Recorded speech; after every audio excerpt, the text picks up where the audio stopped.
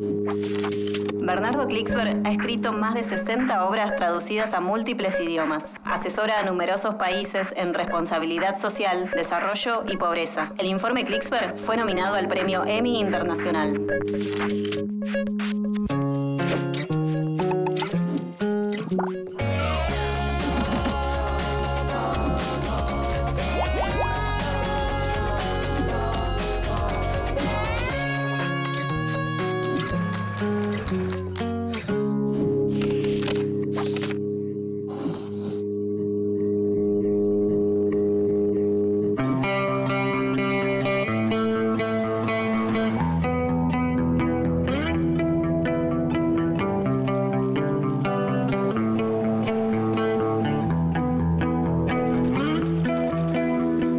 Hay algo que temen los pueblos del mundo, que son las crisis económicas.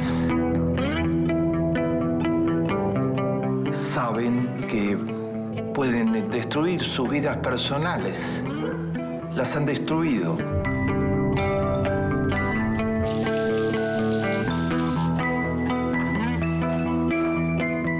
La crisis del 2008-2009, muy cercana.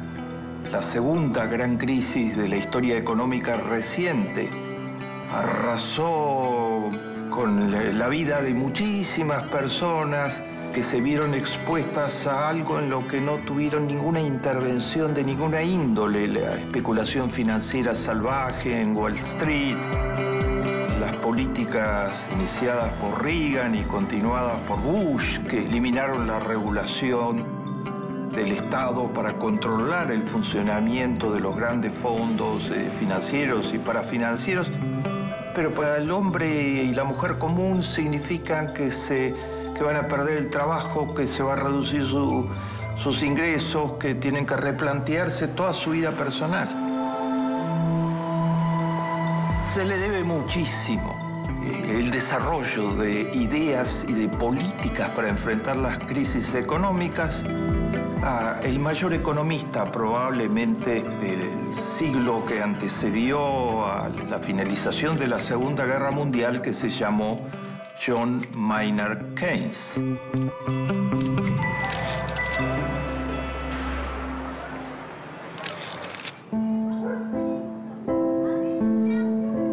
Y las crisis económicas es algo equivalente a una tormenta, algo que se produce sin intervención humana.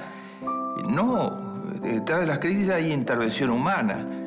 Y las crisis económicas son uno de los lugares en donde es imprescindible que haya investigación científica de calidad para explicarlas, verificar sus causas y poder actuar sobre ellas. Keynes murió en 1946, pero su influencia intelectual se extiende hasta el día de hoy. Es considerado el padre de la economía moderna.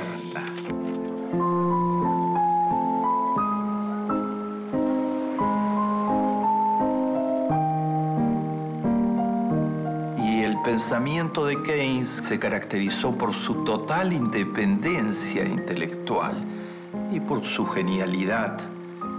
Keynes actuó en muchas áreas diferentes de la sociedad, fue funcionario del gobierno, financista en los centros financieros para ganarse la vida, formó parte de uno de los grupos intelectuales más avanzados de Inglaterra.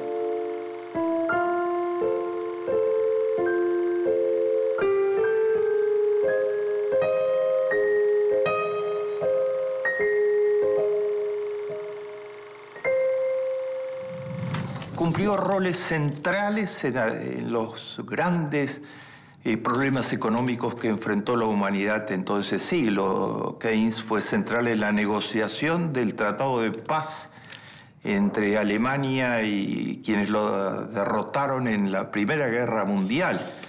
Y Keynes advirtió en esa época, en 1918, formó parte de la comisión negociadora de los acuerdos post-Primera Guerra Mundial, que las condiciones que se le estaban imponiendo a Alemania estaban generando una nueva guerra. Y acertó absolutamente en su pronóstico de la situación.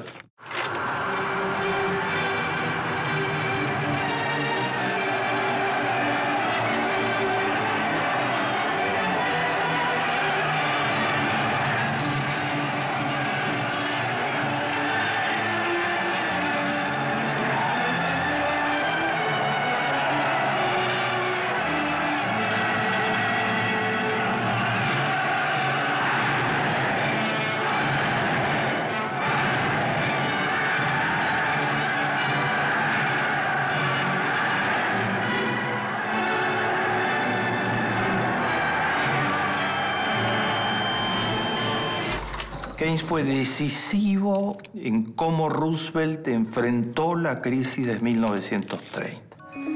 O sea, las ideas de este economista inglés tuvieron una incidencia muy importante en cómo los Estados Unidos encaró esa crisis, la mayor de la historia económica del siglo XX.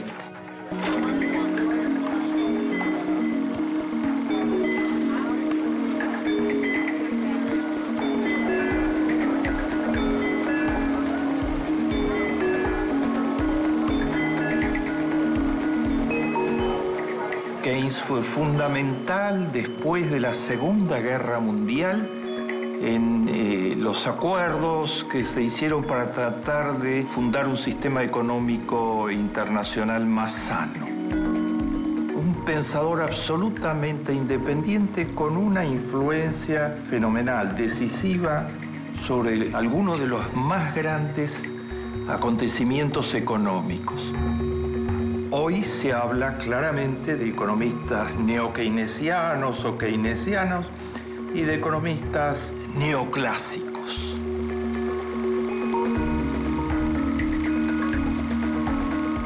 Las ideas de Keynes contrastan totalmente con las ideas de los economistas neoclásicos. If you want to see how the free market really works, this is the place to come. Hong Kong, a place with hardly any natural resources. About the only one you can name is a great harbor. Yet the absence of natural resources hasn't prevented rapid economic development. Ships from all nations come here to trade because there are no duties, no tariffs on imports or exports. Los neoclásicos dominan el capitalismo salvaje, o sea, las ideas neoclásicas han sido aplicadas particularmente en los capitalismos salvajes.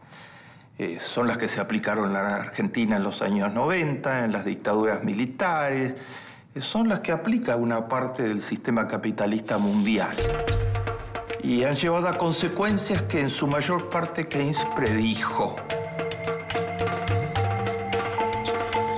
Y Keynes no solo trató de desmistificar científicamente la falta de veracidad de las ideas neoclásicas, sino que fue mucho más allá, que sugirió políticas económicas concretas que pudieran enfrentar las consecuencias de las ideas neoclásicas.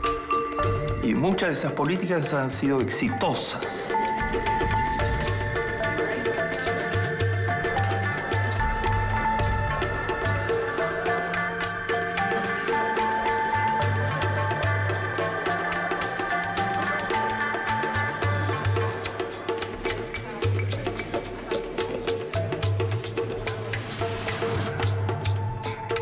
Keynes escribió una cantidad de libros, pero el central se llamó Teoría de la Ocupación, el Interés y el Dinero.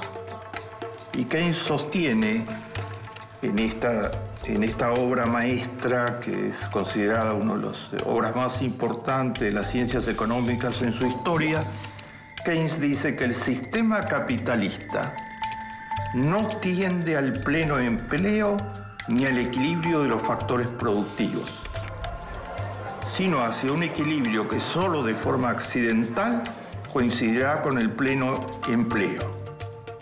Para Keynes el tema de si la gente tiene o no tiene trabajo era el tema central. Este argumento se oponía al argumento central de los teóricos del libre mercado.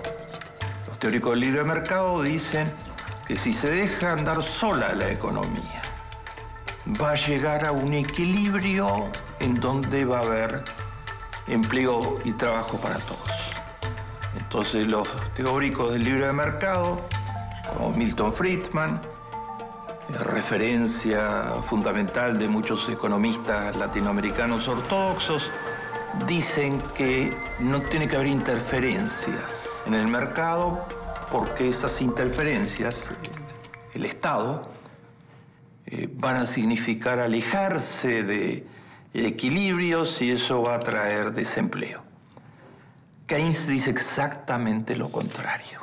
El sistema económico en el que vivimos tiende al desequilibrio.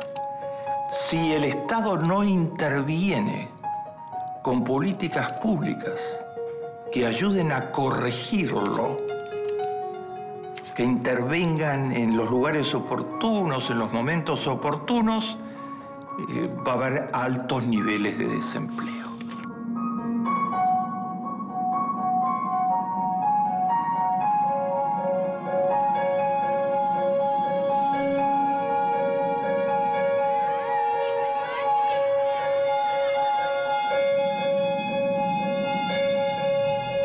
Esta tesis fue fundamental para la ciencia económica, porque dejó de ver al sistema capitalista como un sistema que se autoequilibra, para pasar a verlo como un sistema que tiene en sí mismo el gen, para decirlo de algún modo, del desequilibrio permanente. Y entonces que genera permanentemente altos niveles de falta de trabajo para muchos.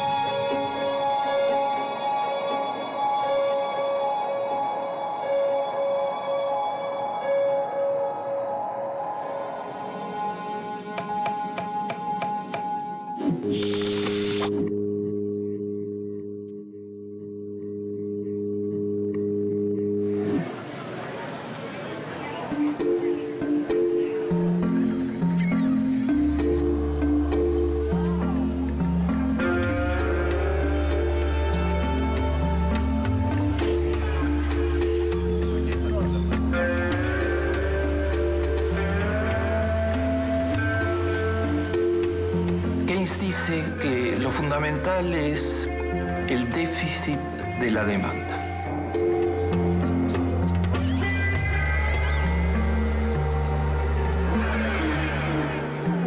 Según los economistas neoclásicos, oferta y demanda funcionan automáticamente. Si hay menos demandantes, la oferta se achica. Si hay más demandantes, la oferta se amplía. Y se encuentra un equilibrio, y ese equilibrio es con altos niveles de empleo. Keynes demostró, con evidencia científica de todo un siglo, que sucede al revés, que si baja la demanda, o sea, el consumo, el sistema en su conjunto se hace mucho más volátil y desequilibrado.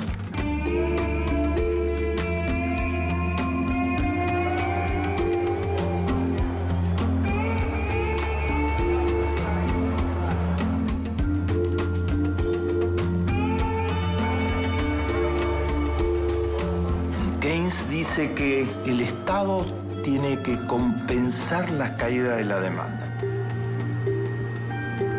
En un mundo tan desigual, el consumo posible se achica porque simplemente la gente, ante las enormes desigualdades que está causando el funcionamiento del sistema económico, reduce su consumo.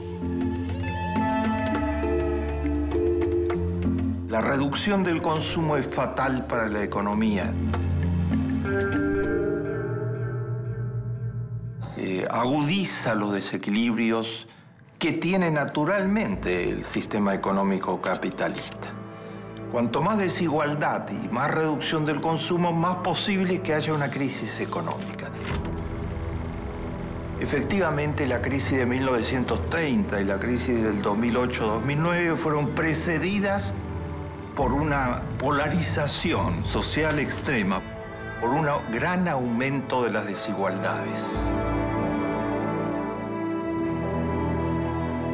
Keynes propuso políticas que se aplicaron en casi todos los países de Occidente entre 1946, la finalización de la Segunda Guerra Mundial, y el inicio de los años 70. Allí la economía estuvo dominada en ese periodo por las ideas keynesianas, porque dieron resultado. We are going to put an end to the notion that the American taxpayer exists to fund the federal government. En los años 70 se inició la hegemonía del modelo neoliberal. De la mano de Reagan, después de la mano de Bush y de la mano de los intereses económicos más concentrados del planeta.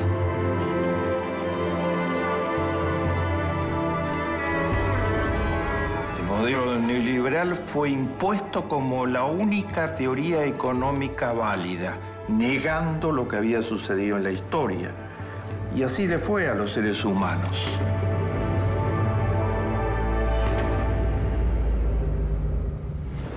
Keynes dice que es responsabilidad del gobierno garantizar el pleno empleo. Y frente a la reforma del mercado de trabajo como única salida plantea que el Estado invierta y se construyan carreteras y infraestructura cuando hay tasas de alto desempleo.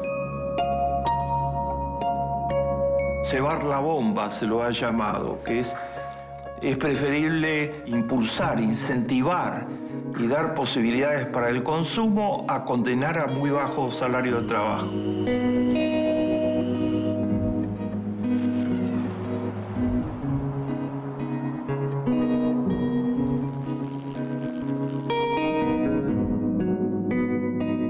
Las posibilidades para el consumo, además de significar simplemente mejorar la vida de la gente, van a expandir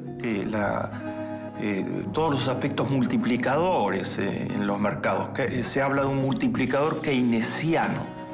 Si se mejoran los sueldos de la gente, eso tiene un impacto sobre lo que compran, sobre las pymes, sobre las pequeñas y medianas empresas, hasta que en su conjunto hay una dinamización de la economía.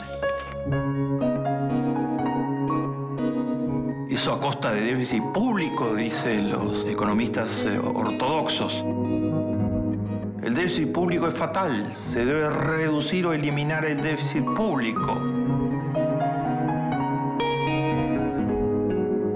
No es lo que se vio en la práctica. Determinados niveles de déficit público significan cambiar una cosa por la otra, es decir, cambiar desempleo por déficit. Las economías más desarrolladas todas han utilizado porcentajes de déficit público para dinamizar las economías. Si el déficit público es productivo, o sea, genera empleos, eso va a redundar finalmente en mayor recaudación fiscal, porque la economía se va a dinamizar y se va a autofinanciar en parte importante. Un programa, por ejemplo, como Bolsa Familia en Brasil o Asignación Universal en la Argentina, que significa pasar recursos a quienes no tienen capacidad de consumo, empleado productivamente en los dos lugares, las madres reciben el programa y lo emplean en forma absolutamente productiva, ponen en marcha multiplicadores keynesianos de la economía.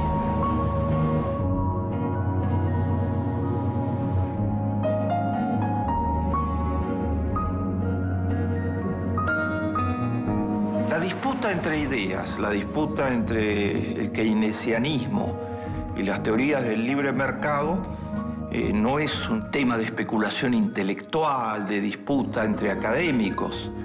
Va a afectar la vida diaria de la gente.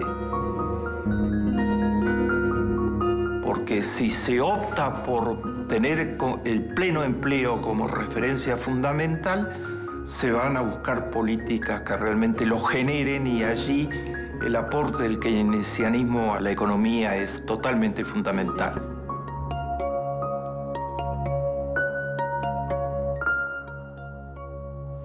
A Keynes le interesaban los seres humanos. Decía que un economista tiene finalmente, para ser un buen profesional, que interesarse profundamente por la gente.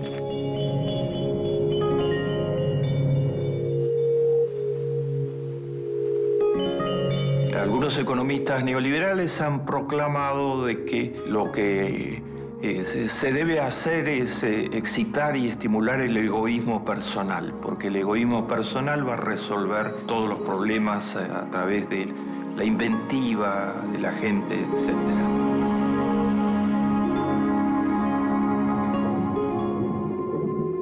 Claramente, cuando se trata de legitimar el egoísmo personal, se está legitimando una economía cada vez más desequilibrada y más inhumana, deshumanizada, donde todos son manipulados por todos y donde finalmente se produce lo que se está produciendo bajo este modelo, que es una concentración extrema de los ingresos en un grupo que le conviene el libre mercado total y que el egoísmo total son productivos porque es el terreno que necesita para generar monopolios, bajar los salarios y apropiarse de buena parte de la producción de toda la sociedad.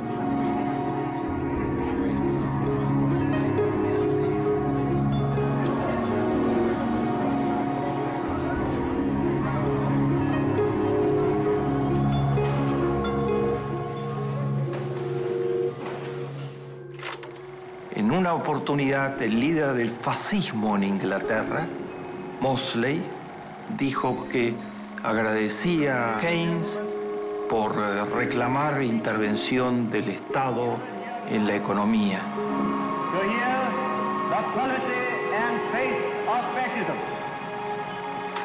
Keynes le contestó, le dijo que rechazo absoluta y totalmente su agradecimiento, porque yo lo que recomiendo no es a favor de ustedes, es exactamente para que ustedes sean destruidos.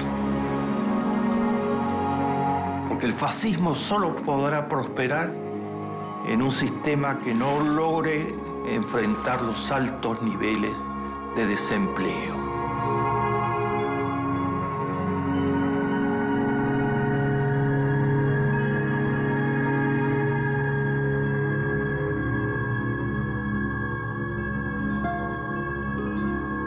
Y debemos estar agradecidos a John Maynard Keynes, que ha puesto definitivamente en el centro de la agenda pública el tema del pleno empleo como el tema central de la economía. Si una economía no sirve para producir empleos, no sirve.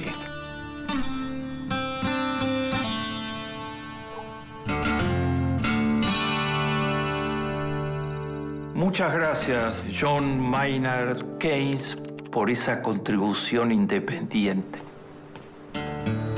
Hizo honor a la idea de que el que ayuda al otro se ayuda a sí mismo.